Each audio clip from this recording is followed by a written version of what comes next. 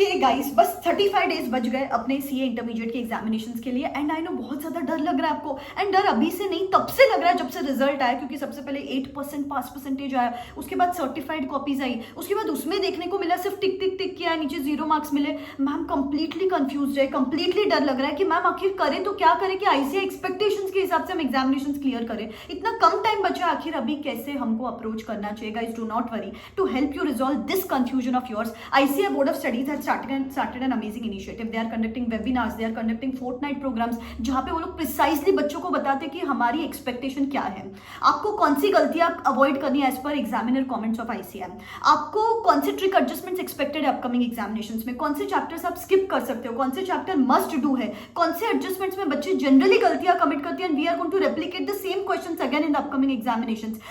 Amazing insights होते हैं, एक वेबिनार से आपके 100% हर सब्जेक्ट में 10 से 15 मार्क बढ़ सकते हैं, तो बहुत क्रूशियल होता है। प्रॉब्लम एक ही है, ये एक वेबिनार ना 2-2, 3-3 घंटे का होता है। मुझे पता है आप लोग के पास टाइम नहीं है, इसलिए I am sitting down noting down the crucial summary pointers for you that you get to know the selected important things for the upcoming examinations. इस पर्टिकुलर वीडियो में अपन अकाउंट्स और लॉ के समरी पॉइंटर्स की बात करेंगे। बचे हुए सब्जेक्ट्स जैसे कि टैक्स, ग्रुप 2 की समरी जल्द चैनल पे आएगी, सब्सक्राइब करके रखना, बेल आइकॉन हिट करके रखना, बहुत इंपॉर्टेंट है गाइस। एग्जामिनर कमेंट्स देख रही हूं मैम, सर्टिफाइड कॉपीज देख रही हूं मैम, लास्ट 2-3 अटेम्प्ट के वेबिनार्स, फोर्टनाइट प्रोग्राम सब देख के ये क्रूशियल पॉइंटर्स आपको बता रही हूँ, तो बहुत क्रूशियल रहेगा। Also one more thing guys, मुझे पता है आप सब लोग पढ़ रहे हो, लेकिन आपको डायरेक्शन नहीं मिलता काफी बार लास्ट 30 डेज में, आपको ये नहीं समझता आईसीआई एक्सपेक्टेशंस के हिसाब से कैसे बढ़े, स्मार्ट स्टडीज कैसे करें लास्ट 30 डेज में। इसीलिए गाइस कल से मेरा लास्ट 30 डे मेंटोरशिप प्रोग्राम शुरू हो रहा है, जहां पे मैं आपके साथ डेली टारगेट शेयर करूंगी, मैं आपके साथ सिलेक्टेड चैप्टर शेयर करूंगी, मैं पर्सनली लाइव आऊंगी, there not going to be any hired people here, detail test series conduct करवाऊंगी एज पर आईसीआई स्टैंडर्ड्स, हर सब्जेक्ट के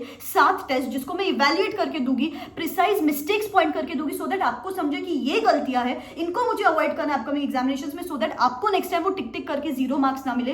एज पर आईसीआई एक्सपेक्टेशंस पेपर किस तरीके से लिखना है ये यहाँ पे डिस्कस किया जाएगा। Amazing sessions to match the difficulty level of ICAI these days, 1.5 day plan, how to manage those 3 hours of examinations, stress management before examinations, approach for the respective subjects, amazing sessions lined up, daily booster audio notes मिलेंगे आपको, question bank मिलेगा आपको consisting of selected questions from ICAI, study material, RTP, MTP, PYQs, all of this is just available at ₹1599। Yes, you won't believe, just at ₹1599 आपको पूरा last month का mentoring और hand holding from my side मिलने वाला है। नीचे description box में link दे रही हूं, you can go and check it out. Will get a community of so many other students जो भी कंफ्यूज्ड है but they are figuring out, and एक साथ मिलकर जो वाइब क्रिएट होती है, people are studying for 14, 15, 16 hours and 30 days में we are going to make it possible. कल से शुरू हो रहा है, लास्ट अटेम्प्ट के टाइम पे भी इतने सारे बच्चों ने ये मेंटोरशिप प्रोग्राम एनरोल किया था, and they called me on the results day कि दे पास, आपके लिए भी यूजफुल रहेगा। चलो अभी बिगिन करते हैं। Number 1 subject is accounts. अभी अकाउंट्स ना nowadays has become a very dangerous subject यार बेटा। एक टाइम था अकाउंट्स में मैं बच्चों को बोलती थी कि ये पेपर है जिसमें एग्जामिनेशन मिस नहीं होना चाहिए, एंड आजकल ये ही पेपर सबसे बड़ा रेड फ्लैग हो गया है, and the major reason behind that is accounting standards.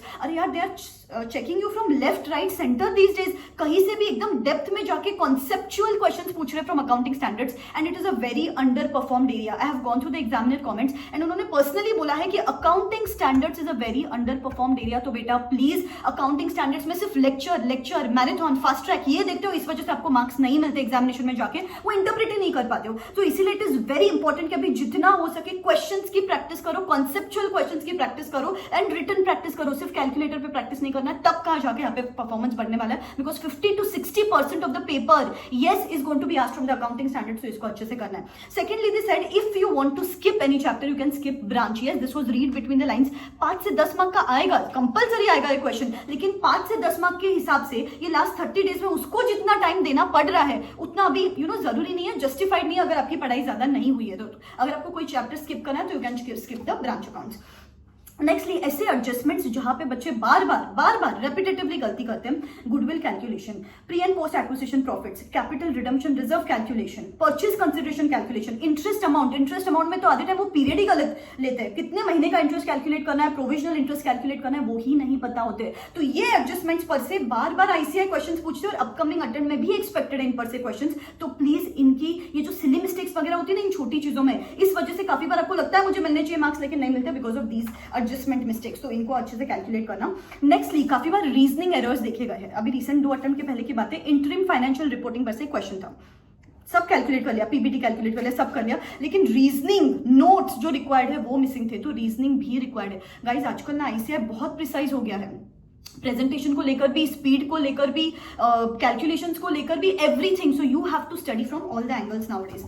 Nextly step errors देखिएगा. जैसे कि एक बार एक क्वेश्चन आया था, ट्रेडिंग पीएनएल कैलकुलेट करना था as per the cost price, लेकिन बच्चों ने इनवॉइस प्राइस ले लिया. इसके वजह से इनकरेक्ट स्टॉक वैल्यूएशन हो गया, इसलिए ब्रांच प्रॉफिट गलत हो गया. फर्स्ट स्टेप पे ही प्रॉब्लम, देन बचे हुए सारे स्टेप्स प्रॉब्लम हो जाते हैं. भले ही आपको सब पता है, भले ही आपने स्टेप्स भी बराबर लिखे, लेकिन न्यूमरिक कैलकुलेशन गलत हो गया ना, तो पूरा ही गलत हो गया. तो guys be very precise while copy pasting the numbers here as well.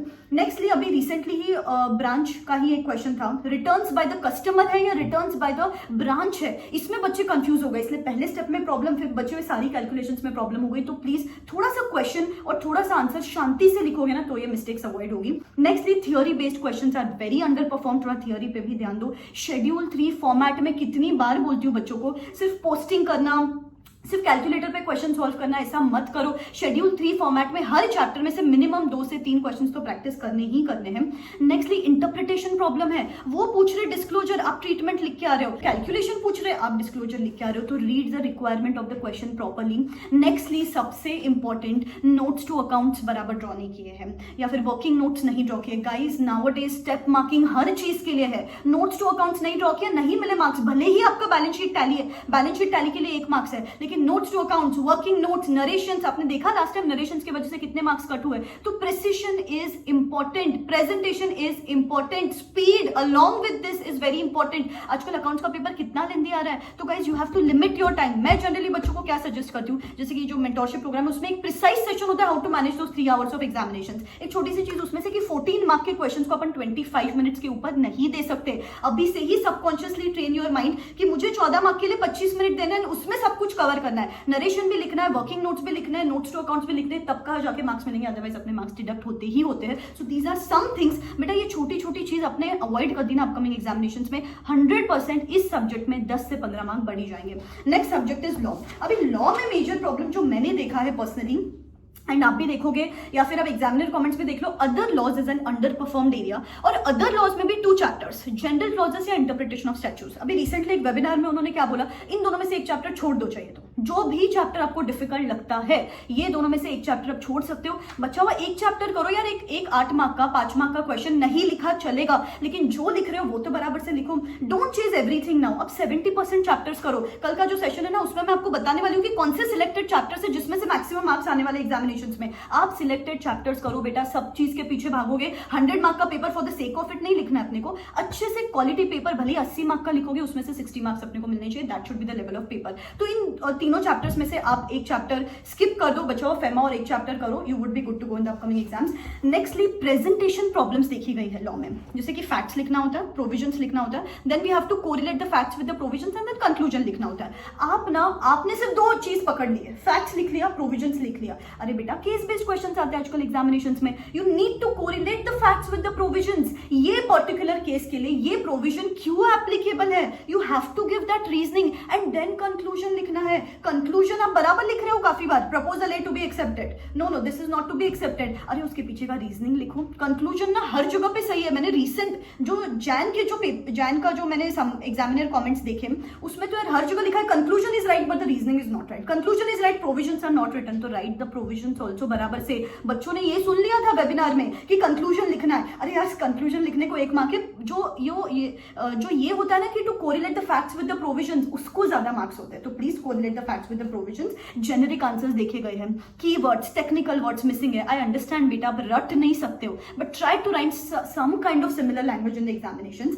And ICAI ने ना आपका वीक एरिया पकड़ लिया. उनको पता है कि आपको रिटेंशन इशू है ऑलरेडी, और उसमें भी अगर हम न्यूमरिक थिंग्स पूछ लेंगे, सीएसआर का threshold, share capital threshold, limits, interest calculation, या फिर फ्रॉड अमाउंट पर से रिसेंटली पूछ लिया था, पेनल्टी अमाउंट पर से रिसेंटली पूछ लिया था. यहाँ पे बच्चे गुफ अप करते हैं, जो मेमोरी बेस्ड चीजें होती है. तो बेटा इन सब चीजों का एक चार्ट बना लो एंड रेगुलर बेसिस पे इनको रिकॉल करते रहो. तो आप देख रहे हो आईसीआई कहाँ चेक कर रहा है आपको, मेमोरी पे भी, प्रेजेंटेशन पे भी, लैंग्वेज पे भी, स्पीड पे भी, हर जगह से आपको चेक कर रहा है, एंड अपने को लगता है सिर्फ पढ़ाई करना इंपॉर्टेंट है, अंडरस्टैंडिंग इंपॉर्टेंट है.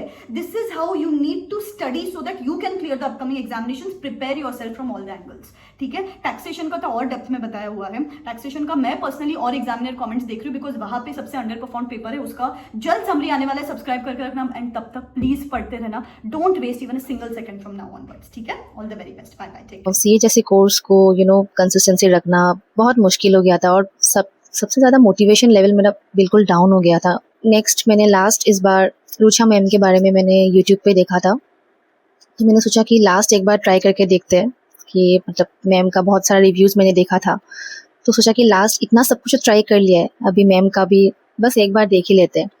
मैम का जो भी स्ट्रेटजीज, रिवीजन का जो भी टेक्निक्स, पढ़ाई का जो भी सिस्टम, मतलब पहले मैं पढ़ती थी लेकिन वो जो स्मार्ट स्टडी है वो मेरा मिसिंग था कहीं पे. लेकिन जब मैंने मैम के साथ डिस्कस किया, तो मैम का मतलब जितना भी सेशंस था मैंने अटेंड किया, तो उसके बाद मुझे लगा कि नहीं, ये पॉसिबल है, मतलब लास्ट मंथ में भी आप कर सकते हो. And finally I did it, and thanks to ma'am Rucha ma'am, thanks a lot. और मैं यही बोलना चाहूँगी कि आप लोग you can go for this, and it's really worth it.